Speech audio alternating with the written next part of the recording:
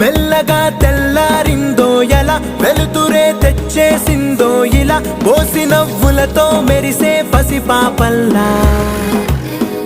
చేదతో బావులలో గలగల, చెరువులో బాతుల ఈతల కళ, చేదుగా ఉన్న వేపను నమిలే వేళ. చుట్ట పొగ మంచుల్లో, చుట్టాల పిలుపుల్లో, మాటలే కలిపేస్తూ మనసారా మమతల్ని పండించి అందించు హృదయంలా. మంటలు ఆరే